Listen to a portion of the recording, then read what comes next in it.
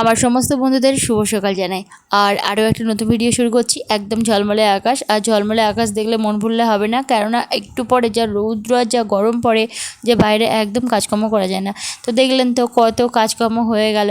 তো এই যে বাচ্চারা পড়তে চলে এসেছে, তো ওদের পাশে আমি 10 মিনিট বসলাম, প্রত্যেকের কাজ দেখিয়ে দিয়েছি কোন কোন কাজগুলো এক্ষুনি করতে হবে, আর সেগুলো ওরা করতে থাকবে। আর আমি তাড়াতাড়ি করে এসেছি ছাদের উপরে জামা কাপড়গুলো মেলতে। গ্রাম থেকে জল আনা আমার হয়ে গেছে, তারপরে থালা বাসন যা ছিল সেগুলো সব মাজা হয়ে গেছে, আর পুরো এক বালতি কেচে ফেললাম। কিছুক্ষণের পর আবার তো জল আসবে, মানে সেই 11টার দিকে আর কি। তো ওই সময় রৌদ্রে বসে না একদম কোনো কিছু কাজ করা যায় না। তো ওই জন্য ভাবলাম জল যখন গ্রামে কিছু আছেই, তো এমনিতেই আবার জল তুলতে লাগে, তো তার থেকে যে জলগুলো আছে তার থেকে কাজকর্ম সেরে ফেলে কিছুটা কাজ এগিয়ে থাকবে। তো ওই জন্য কিন্তু আমি আবার অনেকটা কাজ করে ফেললাম সকালবেলা। আর জলটাও এনে নিয়েছি গ্রামের থেকে, কেননা দুপুরের রৌদ্রে একদম গ্রামের কল থেকে জল আনতে মানে এত কষ্ট হয়ে যায়, একদম ভালো লাগে না যেতে। তো যাই হোক, আজকে সকালটা বেশ অনেকখানি কাজকর্ম হয়ে গেছে। আর বাইরেটা দেখুন, মনে হচ্ছে কি সুন্দর, একদম সবুজ, মানে চারিদিকে আর মাঠ, খোলা মাঠ। কিন্তু বিশ্বাস করুন, এত গরমে রৌদ্রে যে ছাদের উপরে এখন আর খুব একটা আসা যায় না। তো যাই হোক, ওদের তো ছুটি দেওয়া হয় 9:30টার সময়। তো ভাবলাম তখন না মেলে দিই, এখন মেলে দিই। আর গাছে গাছে কিন্তু আম প্রায় হলুদে এসেছে, কিছুদিনের মধ্যে কিন্তু আবার সব আম পাকা শুরু হয়ে যাবে, আম পড়তেও থাকবে। এবার গিয়ে বাচ্চাদের কাছে বসবো। মেয়ের জন্য একটু খাবার বানিয়ে নিয়েছি, কেননা ঠান্ডা হলে মানে মেয়ে উঠে খেতে পারবে। মেয়ে এখনও ঘুম থেকে ওঠেনি। Good morning. কি ঘুমোচ্ছে? চলো। বাবা শুয়েছে দক্ষিণ দিকে মাথা দিয়ে, আর এখন মাথা হচ্ছে পশ্চিম দিকে। বাপ রে বাপ। Good morning. থাকো তুমি তাহলে। আগে আমার মেয়ে একদম ভোরবেলা ঘুম থেকে উঠতো, তখন দেখা যেত রাহির পাপা আর আমার মধ্যে তর্কাতর্কি লেগে যেত কে বাচ্চাটাকে নিয়ে বাইরে বেরোবে। মানে ও তো জেগে উঠলে থাকতো না, কিন্তু এখন ওর রুটিন হয়েছে 9টায় বা তারপরেও অনেক সময় ঘুম থেকে ওঠে। তার কারণ হচ্ছে ও রাত্রেবেলা ঘুমায় প্রায় 12টা-1টার দিকে। তো ওই জন্য এরকমটা অবস্থা। এখন এখন রাহির পাপা হচ্ছে মাছ, আর রাহির জেঠুরা এসেছে এখন, যেহেতু গরমের ছুটি দিয়েছে ওই জন্য ওরা বেশ কিছুদিন থাকবে। আর এমনি গরমের ছুটি আবার এখন বাড়িয়েছে, তো ওরা ওই জন্য আরও বেশি কিছুদিন থাকতে পারবে। ওরা এমনি সবাই গ্রামে থাকতে ভীষণ পছন্দ করে। আম পেয়েছি আজকে সকালবেলা গাছের তলায়। এই পুকুরে শুধু 5 টাকা ছাড়া আর কোনো কিছু নেই। ওই যে উঠছে, মানে ওরা সকল সময় আর কি ওলস কাটতেই থাকে। কি বলে আমি জানি না, তো আমাদের এখানে এটাই বলে। এসছে এক্ষুনি। এই দেখো, এই একটা আম নাকি গো, সব আম নষ্ট হয়ে যাচ্ছে।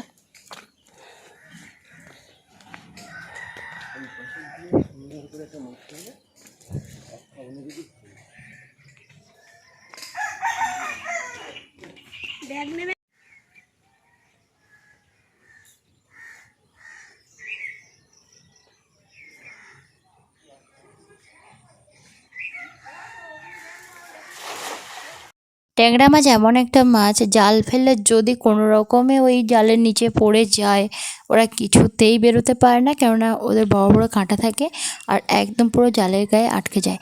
আর ট্যাংরা মাছগুলো এই পচা পুকুরটায় আর কি এত বেড়েছে যে কি বলবো। এমনিতেই মানে চারপাশে পাতা পড়ে, আর এই পুকুরটা এমনি প্রচুর পাঁক, তো ওই জন্য একটু পশলা টাইপের, আর ট্যাংরা মাছের উপযুক্ত পরিবেশ যেটা বলে। তো যাই হোক, ওই জন্যই মাছগুলো বেশ ভালো বেড়েছে। আর একবারে জাল ফেলেই তো অনেকগুলো পড়লো, আর ওই পুকুরটায় খুব একটা মাছ পড়তে চায় না, খুব ছোট ছোট যদিও মাছ আছে, খুব একটা পড়তে চায় না। তো রাহির বাবা বলছিল ওখান থেকে নাকি বয়ে নিয়ে আসতে পারছিল না, কেননা এক একটা প্রায় 700-800 করেও বা তার বেশি আর কি ওজন হয়ে গেছে। আর সাথে একটা বড় কাতলা মাছও পড়েছে, ওখান থেকে বললো চাকাতে পারছে না, মাছের ভার সব তো ওখানটায় ফেলে দেবে। ছোটগুলো, ছোট মাছগুলো ওখানে ফেলে দিলেই হতো। ও বাহ, মায়ের মাছও পড়ে গেছে। ওই দেখো, বড় কাতলা মাছ পড়ছে। ও মা, বড় কাতলা মাছ পড়ছে।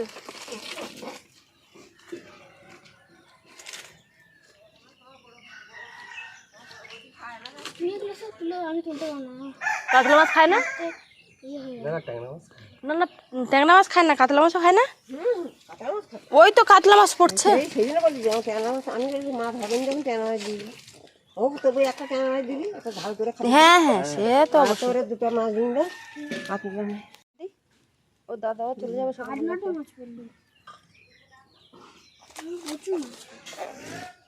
মাংসের কাজ দিলে সবাই হয়েছে। এই একটা আছে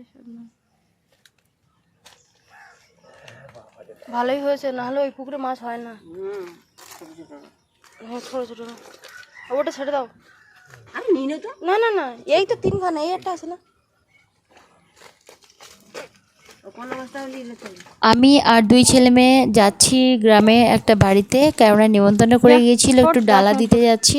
শীতলা মায়ের পুজো, তো ওই জন্য একটু ডালা দিয়ে আসতে যাচ্ছি। চান টান করে নিয়েছি তাড়াতাড়ি করে, এসে আবার মাছ কাটতে হবে, রান্না করতে হবে, অনেক কাজ বাজ আছে। তো তাড়াতাড়ি করে ডালা দিতে এলাম। আর এইখানে দেখুন 2 রকমের বেড়া চাপা গাছ। আমরা ছোটোর থেকে যে বেড়া চাপাটা দেখেছি সেটাই সবুজ রঙের, কিন্তু ওটা হচ্ছে আরেক ধরনের আর কি। যেহেতু ভাগ হয় মাছ, তো ওই জন্য কিন্তু আমাদের যেটা দিয়েছে আমরা সেটা কেটে কুটে পরিষ্কার করে নিয়েছি। আর পাঙাশ ট্যাংরাটা পরে কেটেছিলাম আর কি। তো যাই হোক, পটল আলু মাছ দিয়ে রান্না করেছি। পটল আলুর তরকারি, এই যে মাছ দিয়ে, আর এখানে হয়েছে আমের চাটনি। আপনাদের সঙ্গে দেখা হচ্ছে পরের দিন সকালবেলা। আর এই সাদা জবা ফুল গাছটায় এত সুন্দর ফুল ফোটে যে কি ভালো লাগে, যে কি বলবো। সাদা জবার যেন আলাদা একটা সৌন্দর্য। সকাল বিকাল টিউশন আর বাকি কাজকর্ম তো চলছেই, কিন্তু আমি কয়েকদিন ভিডিও না দেওয়ার কারণে ওই প্রতিদিন অল্প অল্প করে যে ভিডিওগুলো করেছিলাম সেগুলো কিন্তু এখন ওই 2-3 দিন ধরে জুড়ে জুড়ে ভিডিও দিচ্ছি। ওই জন্য কিন্তু 2 দিনের ভিডিও একসঙ্গে যাচ্ছে। এরপর থেকে যেমন রেগুলার আমি ভিডিও দিতাম, আজকে ভিডিও কালকে, এরকম করে করেই ভিডিও যাবে। তো এই ভিডিওগুলো যেহেতু করা হয়েছিল ওই জন্য ভাবলাম ডিলিট না করে আপলোড দিই।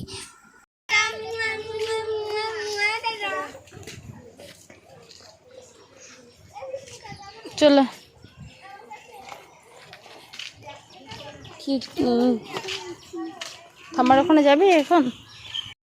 শসা গাছে যা জালি এসেছিল, মানে ছোট ছোট শসা যা হয়েছিল, তো সেগুলো যদি সব থাকতো অনেক কিন্তু শসা হতো, কিন্তু কিছু একটা মানে পোকা বা মানে মাছি জাতীয় কিছু হবে বা পিঁপড়ে জাতীয় কিছু হবে আর কি, ওরাই হুল ফুটিয়ে পুরো নষ্ট করে ফেলছে। মাঝখান থেকে বেঁকে যাচ্ছে, গিয়ে ওর ভিতরে ডিম পেড়ে দিচ্ছে, আর ওইখান থেকে মানে আর বাড়ছে না। ভেঙে দেখা যাচ্ছে যে ওর ভিতরে সাদা সাদা লম্বা লম্বা ডিম আর কি, শসার ভেতরে। তো এরকম করে অনেক শসা নষ্ট হয়ে গেছে। আমি একটা দুটো ওই প্লাস্টিক দিয়ে বেঁধে রেখেছিলাম। আগে 2-3টে পাড়া হয়েছিল, আবার এই 2-3টে পাড়া হলো। আর কিছু ঢ্যাঁড়স হয়েছে, এগুলো সব তুলে নেব। ঢ্যাঁড়স দেখা যায় যে মনে হচ্ছে দেখতে ছোট, আজ তুলবো না কাল তুলবো, এরকম করতে করতে হঠাৎ করে দেখা যায় যে এত তাড়াতাড়ি দ্রুত বড় হয়ে পেকে যায় যে কি বলবো।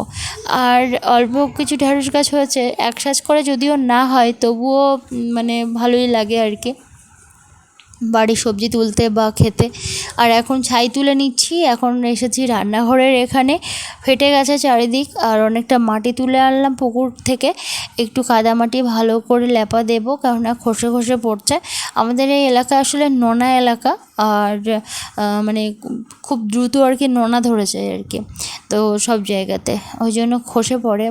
মাটি বারবার করে লেপা না দিলে ভীষণ সমস্যা হয়ে যায়। বিশেষ করে যাদের মাটির ঘর আছে তাদের তো আরও বেশি সমস্যা। ওই সপ্তাহে বা মাসে একবার করে উপর থেকে কিছুটা ছুলে ফেলতে হয়, তারপরে আবার মাটি লেপতে হয়, নাহলে নোনা ধরে পুরো ঝরে ঝরে পড়তে থাকে আর কি। যেহেতু আমাদের এখানে নোনা এলাকা, নোনা আবহাওয়া, নোনা বাতাস, ওই জন্য আর কি। তো যাই হোক, এখন মানে লেপা দিয়ে নিই। এখন খুব একটা দেখা যায় যে উনানে রান্না হয় না, খুব কম একাধ সময় রান্না হয়।